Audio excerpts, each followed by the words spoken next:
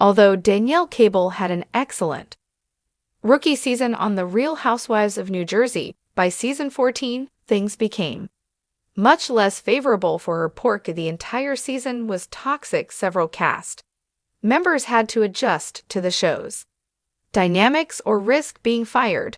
Months have passed since the suspicions first surfaced, and very few cast members has been forthcoming about Bravo and the producer's strategy to save the program.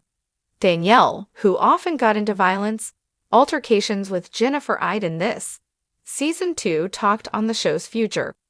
Caitlin Bristow off the Vine podcast, the Bachelorette alumna, had not seen the season, so it was a refreshing discussion.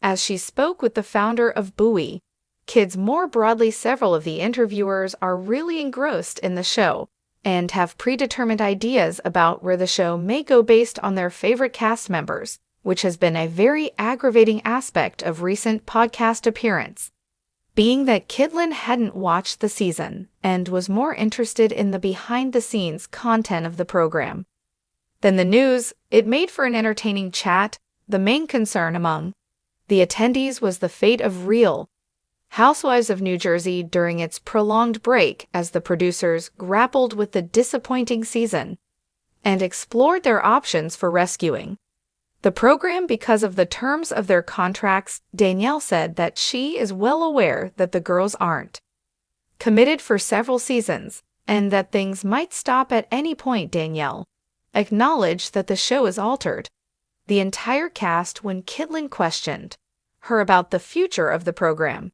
That's consistent with what we've heard about Real Housewives of New Jersey season 15, so the relaunch might not be as drastic as many believe. Danielle isn't sure she'd like to return to the show. Season 14 was so toxic for her, even if she is approved for a contract extension. Danielle expressed her desire for a lighter tone for the 15th season of the program, stating that she wants the girls to enjoy themselves and have fun at parties rather than arguing, though as always everything depends on how the cards fall, since you never know what type of people they are. Program will have on it next season would be a welcome change of pace.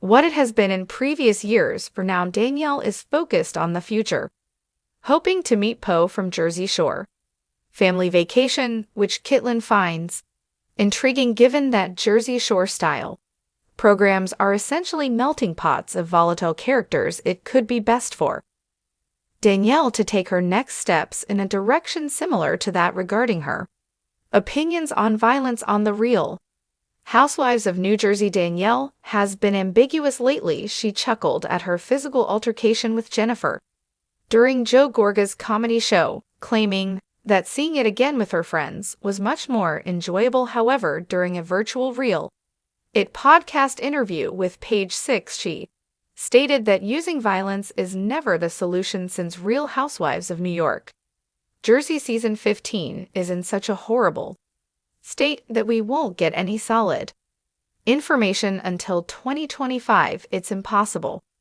to predict what will happen to Danielle at this point. Officially, the Real Housewives of New Jersey series has reached its breaking point. The stars are split in toxicity, and violent altercations are becoming commonplace.